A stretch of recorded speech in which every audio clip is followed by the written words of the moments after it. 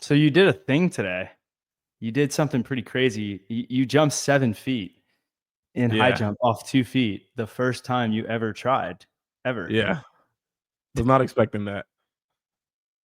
This I is was like not some expecting Donald Thomas type stuff you heard rumors of, but we that. captured the entire experience. Like there's actual visual evidence of this happening. Yeah. So for those of you that have probably at this point seen the videos or the video, I flew in my 6'9", 7'7" and 3/4 high jumper to stay with me at the dojo, the freaking training dojo. And I wanted to push Isaiah with this. I thought it would be fun. He wanted to do a training camp here. So we rented out the National Training Center track, which is the same track that Noah Lyles trains at. I actually think he was there today. I don't know for sure. But did you see the G-Wagon on the way in? There was Oh a yeah, black I did. there was a black I and did. purple G-Wagon, and I looked on the back and it had the Olympic rings on it, and it like said license Oh plate, and I was like, I bet you, or it might not have been him, but I bet you it was like an Olympian, obviously, U.S. yeah. Olympian. Could have been a gymnast too. Who knows? But And we go to the we saw his spikes and stuff in the locker room. yeah. So we go to the track, and like it's like an Adidas sponsored track, and then there's like we had to get the high jump standard, so we see like they have lockers in the locker room. It's pretty cool. So then I get all that stuff and set it up at the high jump pit and teach Isaiah like the basics of it. It was like, hey, we're gonna start with back overs and teach you just how to arch over the bar off a box, so you kind of get the feeling of like how high your hips are gonna feel and falling and kind of like how to land. And then we progressed to doing it at an angle so that Isaiah could understand like, hey, you're going to have to twist a little bit. So that way you're able to get your back to the bar, but still have like a linear takeoff. And then we moved into approach jumps, and honestly, you straight athleticed it. It was probably the least rotation. It reminded me of Daryl Sullivan, actually. Like Yeah. Daryl Sullivan had like no rotation when he jumped 7'7" or whatever when I saw it in person. Yours was every bit as raw looking as his was. Like you just Yeah. very limited. Actually, yours was more raw. You have negative rotation, I would say. He's And the person I kept visualizing for some reason. Like, because I think I remember you telling me how, I guess, raw. Yeah, like how raw he was. And like you yeah, would say, like, yeah, this guy's a freak. And like I was like, he just kept popping into my head for some it's reason. pretty crazy when you think about he did 7'7" And he's or whatever. 5'10", I think, right? He's Something like like that. 5'9", dude. He's pretty short Crazy. and just Crazy. horse legs. And he yeah, it was pretty crazy to see you try it. But the fact that it was first time ever and you almost cleared. So then we go up to you clear 7 and Yeah. you then go to Well, 7'3". first it was like 5'6", 6", 6'6". When And I you cleared missed a couple 6'6", times at like 6. Like it wasn't like yeah, this. Like I like we like progressively got better as we went, as you tried harder. yeah, Things started to get better. And when I say rotation, what I mean is like flipping. So there's different types of rotation. Rotation just means something spinning around an axis, right? So like there's rotation in what you would call like the transverse plane. So that means literally like this, and we're in anatomical positions, like standing upright with your palms facing forward. So that would be this type of rotation. So Isaiah has to rotate, for those of you listening, probably like 90 degrees to get his back to the bar. Innately, maybe even 120 if he wants to like get perfect perpendicular with the crossbar, which is good. That's what you want. And then you also can generate more rotation that way. It's generally a little bit easier for guys to do that. So Isaiah was struggling with that. He was probably rotating maybe like 45. 45 to 60 degrees in the transverse plane, like twisting. And then there's rotation in what you would call like the frontal and sagittal plane. So if you were to say like in anatomical position, again, standing upright, the sagittal plane is like forward backwards, right? So on that axis of rotate, or yeah, so that would be like what we would view as backflipping. And in that plane, Isaiah did not rotate at all. He does not somersault. You can think about like a gymnast. He does not do that well. And you can tell because at the top of the jump online, you see that his hips are much lower than his shoulders as his hips are crossing the bar.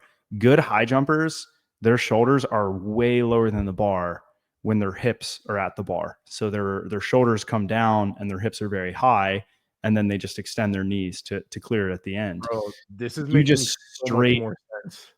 huh? This is making so much more sense because, like, I've heard you talk about that before, but I didn't have context, like physical context. You didn't understand, like you never tried it.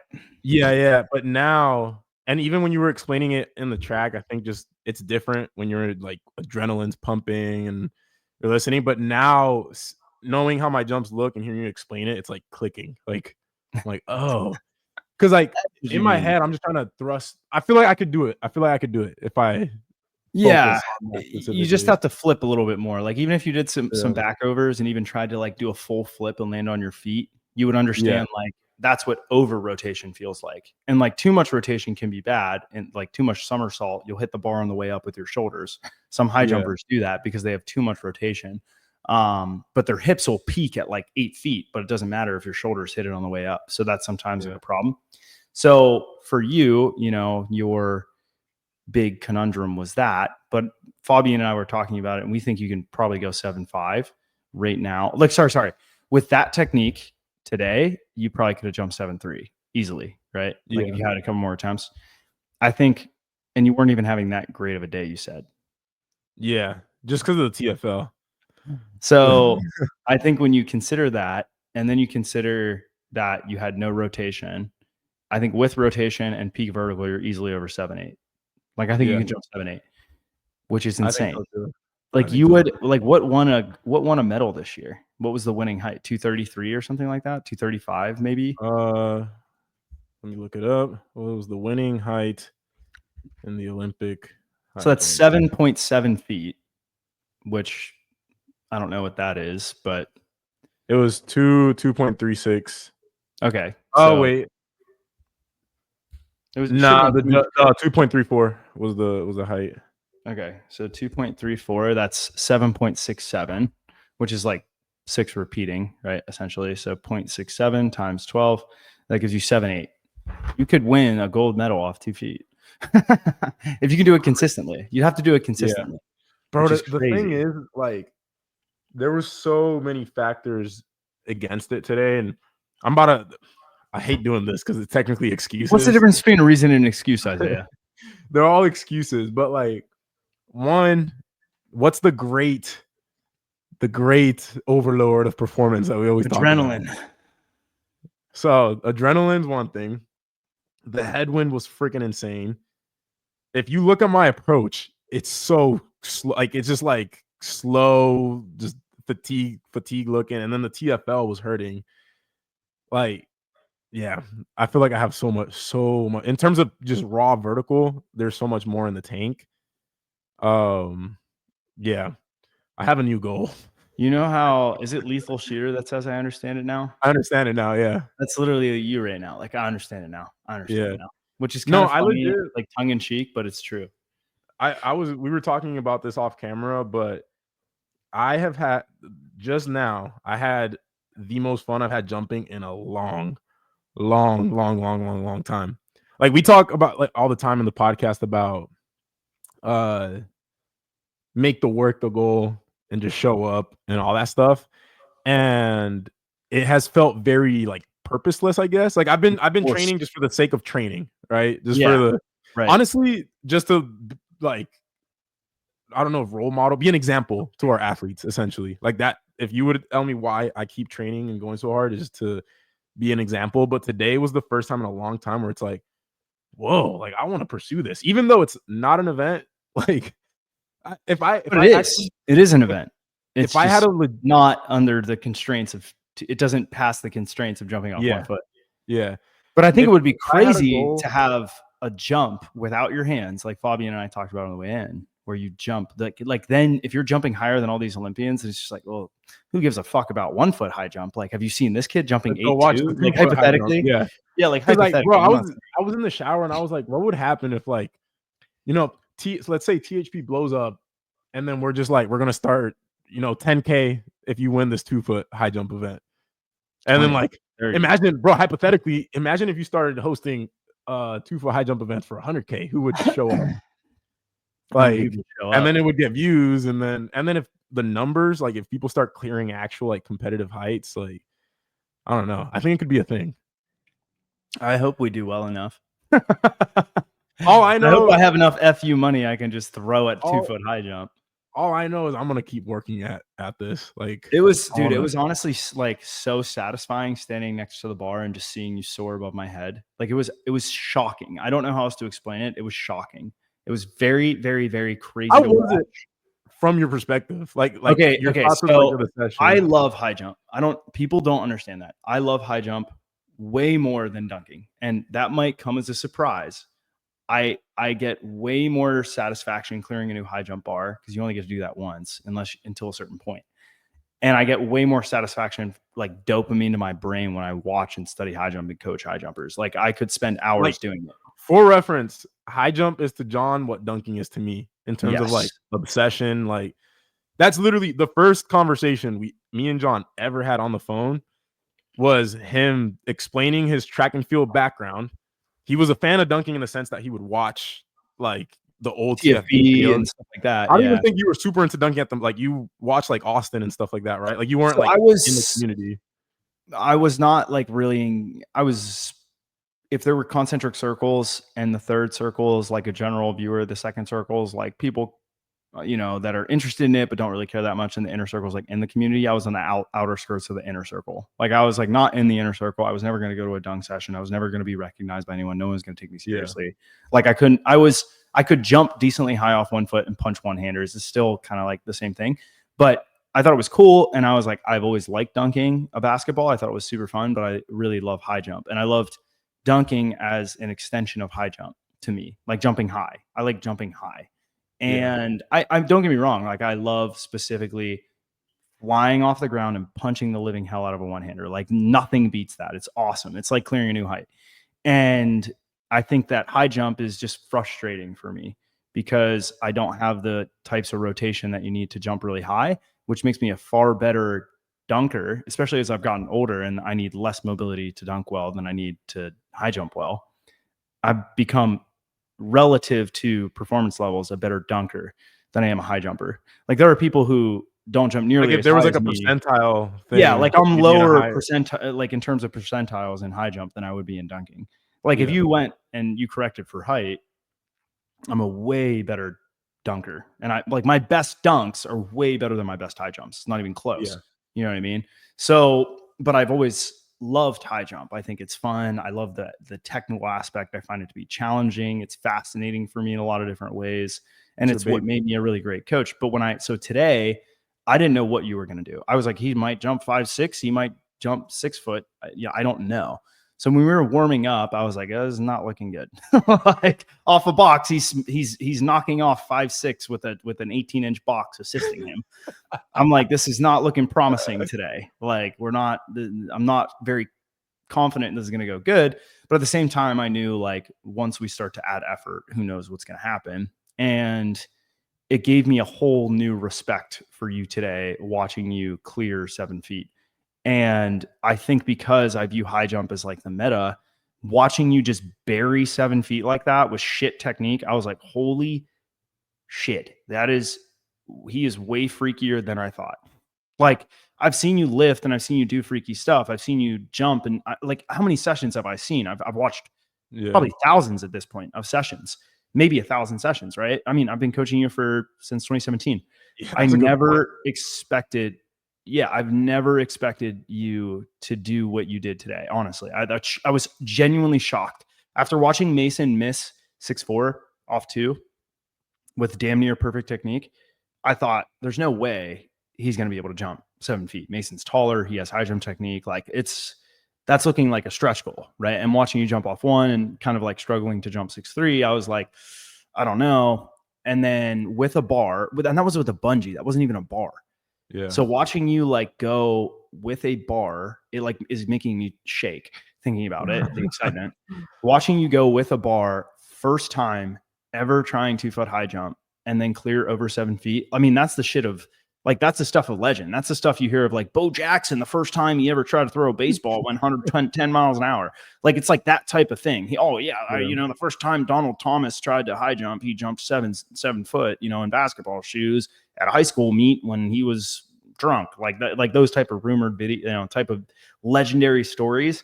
Yeah. So I never expected you first time out to be able to just absolutely bury bury 7 feet. Like, and like, I don't even know if you missed it 3 times. Like, you might have, I don't know how many times you missed it, but like, no technical aspect, really, really poor rotation, limited arch, and just, Yeah. it was insane. I So was for me, it was, I mean, I told you, I was like, if you clear this, I'll buy you dinner. Like that. And yeah. I've never said that. I've never said that about a double East Bay. I've never said that about hide and seek. I've never said about lost and found. I've never said it about kamikaze. I've never said, if you do this, I'll buy you dinner. I've seen you clean 320. I've never said that. I've seen you squat 405. Never have I said that. But I was like, if you jump this, I will genuinely be in shock, because my life goal was 6'6" consistently. That was my goal. That's all I wanted to do as an athlete. To watch you jump not 1 inch, not 2 inches, but 6 inches higher than my lifetime goal the first time ever, with a non-practiced like technique that we've seen a handful of times. One time someone allegedly jumped 7 feet. I was like, what? Like, this is unbelievable. Actually unbelievable. I think it's I have a couple thoughts here. One, that's my soliloquy. My goal. I don't know if you remember when I said this. I was like, I want to make you proud today, John. Yeah, you did. You said that before. You said, I want to show you what type of athlete I am. I'm like, oh, it's gonna be tough. Yeah, like coming in, because I know John is very hard to please. Like John, like you've literally seen the elite of the elite of the elite of the elite in terms of the track and field world. And coming in, I didn't know. Seeing Mason try 2 foot jump, 2 foot high jump at dunk camp was the one thing that was making me like be questionable about it and keep my expectations low. That entered your mind. Yeah, because I was just like, Mason's tall and jumps high as hell and has a high jumping background. The things that made me confident is actually the last year, the jump at the volleyball net. You remember that? That's the jump that 7'6", right, or something. Yeah. I think 7'7", maybe. It was an inch higher than men's regulation net. Well, men's regulation is 8. Oh, is it? Yeah. Holy shit. Well, I remember it was an inch higher than that. And if you look at that jump, mind you, that was like an outlier day. Like I was jumping 50 inches. And when I look at that, it looks like I could high jump. Like if I Fosbury flop, like I might be able to clear it. You might be able to do it, right? So that specifically is what gave me confidence. So it was like there was like opposing evidence for good and bad performances. And then coming in, I actually knew I could tell when I started doing the approaches that I could maybe get close to 7. Because I just knew how much, because I knew how much effort I was putting in. And I was like, okay, this is 5'6". I can jump a foot and a half. Like I have a foot and a half more of effort in my approach. But when you jumped, like, I think it was like 6'6" and just crushed it, I was like, oh, he's probably gonna jump over 6'9". Like, I know high jump well enough that when I see how someone clears something, just from being a competitor in the event, I know when I would be screwed. I'd be like, oh, I'm gonna lose. Yeah. Like if someone went up to a 6-foot bar and I saw him clear it with a lot of space and with perfect technique, I'm like, yeah, he's going 6'6", 6'7", best case 6'8". And then watching you clear 6'6", I had that same feeling. I was like, oh, yep, he's gonna go crazy. And then the second thing, I think today it's a testament to the training. Like, and to like even to me as an athlete and then to you as a coach, like you got to think, bro, even though I'm not a high jumper, I've been training like a high jumper. And that's the first convo we ever had. You told me what would happen if a pro dunker trained like an elite high jumper, right?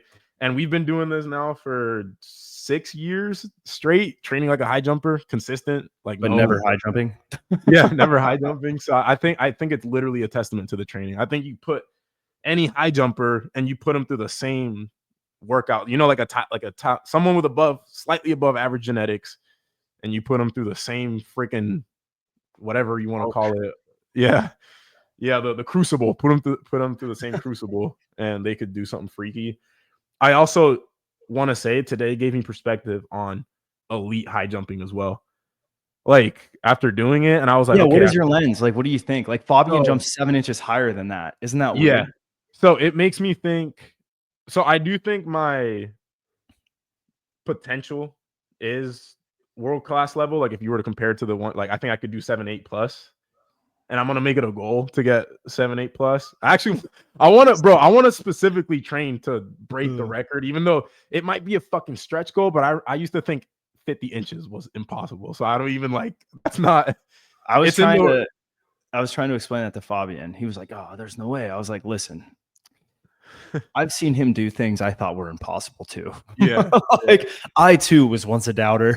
like I legit want to make this my like if this is the last thing I do in my your career, athletic like endeavor.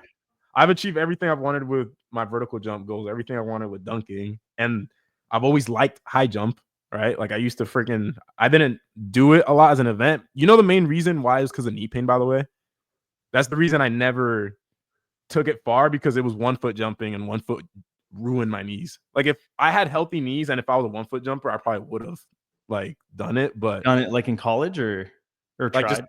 just done it in every school year. It's just every time I tried, my knees would just get destroyed. So I was like, screw this. Like, let me just keep playing basketball. Yeah. But no, like I definitely wanna make it a goal. Like it's kind of the last athletic feat that is like a checkbox, you know, like of being an elite jumper. Like it's that, and then Yeah, like past that, because high jump is kind of one of those things that's written in the archives. Like Fabi and I are talking about like Schoberg, we're talking about Stefan, we're talking about like on the way there, like everybody knows them. That stuff lives. Yeah, that stuff lives in infamy, and it's cool. So for you to do that and have that video, like we talk about Justin Darlington, the problem is most people don't get good footage, and I think now we have this beautiful thing called a tech guy. That's me. I'm the tech guy. And I can tech guy this to where I can actually capture, you doing it at a really high level and have it mic'd up and have like everything kind of there. Like I didn't even do a great job of filming today because I was like kind of trying to coach too. Like I was doing both. Yeah. But I think if I were like more confident in your abilities and we were like, hey, you're gonna show up to a meet and I can convince the director to like let you jump as like do you know I think Michael Johnson has this new track league and it's like his league. Like he could do whatever he wants. He could literally be like, let's hit him up. No, literally, he could be like, I let him jump off too. See if he beats the Olympic high jumpers. See, let's just find out. I think that you would. Here's another question. Do you think you would have jumped higher in track spikes? Nah. The grip was amazing. I told you. Didn't I tell you tracks have crazy grip? Because I've been on tracks before, and I remember when I did the one singular meet my senior year, I did it in my basketball shoes, and like I remember everybody saying it was crazy that I was doing it, but I was like, this is like perfect. Mind you, I grew up jumping on asphalt. It felt like low rimming, but with even better grip, because asphalt has pretty good grip. Like as long as it's not wet. Yeah. Or like if the big thing is gravel or track pieces.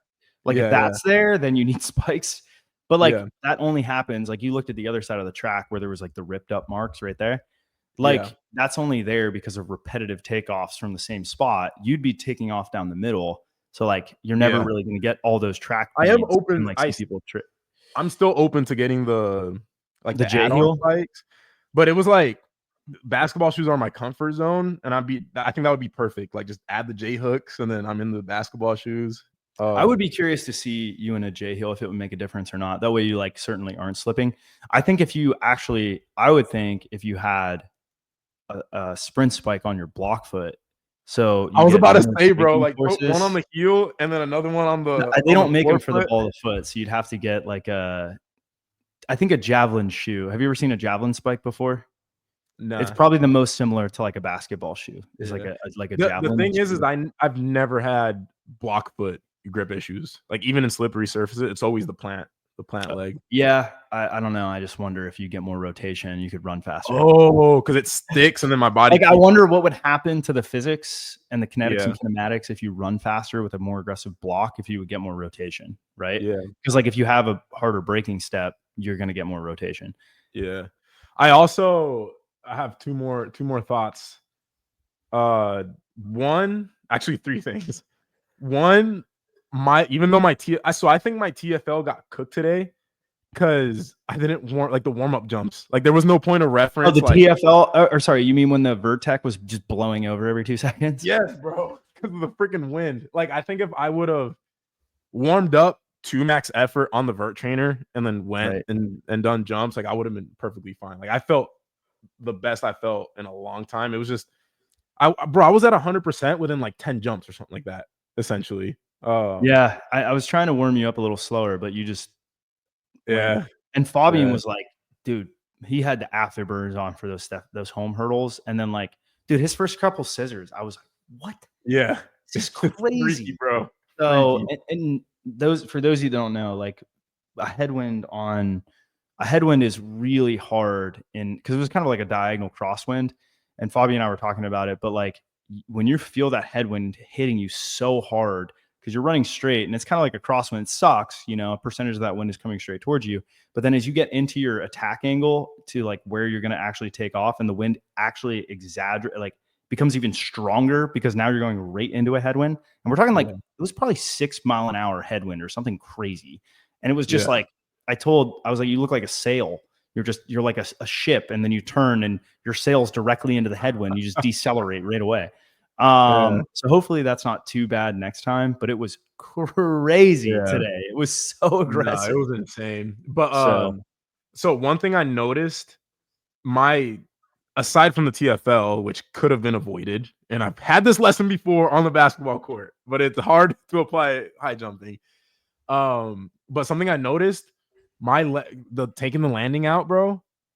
I feel like I could do another session right now, like aside from the damn TFL, but I feel like I could just go out like. I told you, I was like, the landing's going to be out of it. I knew with the twisting, it might bother your TFL a little bit, but I was like, I'll just let you, like, your body well enough. I don't have to like tell you to. I'm not gonna lie. I was so close to 7 that I kept doing it. And in my head, I was like, this would be worth blowing up for, I think. Like, if I blew my leg up, at least I got 7 foot. Like, but I should not have done the last like 4 or 5 jumps, maybe. Like, I should have, because it was like a 3-4, and that's always my hard cutoff. Like, when I feel that, just stop. How bad do you think it's going to be tomorrow?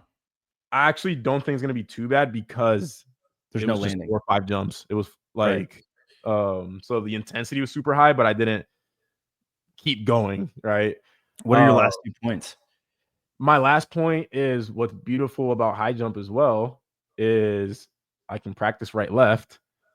I can practice low intensity because I think I have the vertical. As long as I'm jumping 48 to 50, I think I have the potential to go like high 7s, mid to high 7s. But I can work on the technical aspect and have fun, and my health would be on an uptrend over the course. Do you think if you right left high jump or just right left dunk?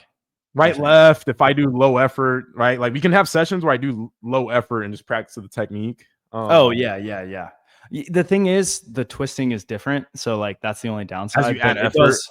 Well, no, it's just like a twisting this way as a right when I go off your right foot versus twisting this way off my left foot is different. Yeah, but it'll teach you the concepts. So it's like, yeah. There's benefit to doing it, even if it's once a month or once every couple weeks until you're fully healthy. But outside of that, like, I mean, who knows? Some people, it would be fun for you to go back and forth and like, do you jump higher, right, left? Who knows? Who knows? Yeah. Because I might be able to full send it and short penultimate to take it off. And you get more rotation, and you might be able to like actually learn rotation that way. Who knows? So some guys high jump better off their non-dominant leg.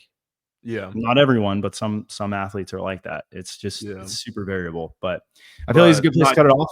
And then last thing. Oh, well, yeah. What was your last thing? Go ahead. I thought before I get my last point. Before I get my last point, sign up for our coaching at thbstrength.com. You always What's forget your last to say point? that. What's your last point? I'm dying to know. I am dead set. I'm buying a freaking foam pad and the standards and the bar, bro. Like, I need to figure out where the hell I'm gonna put it, but I am doing it. Like, no, there's no. We'll get to this another time. Thank you guys for watching. We'll see you tomorrow.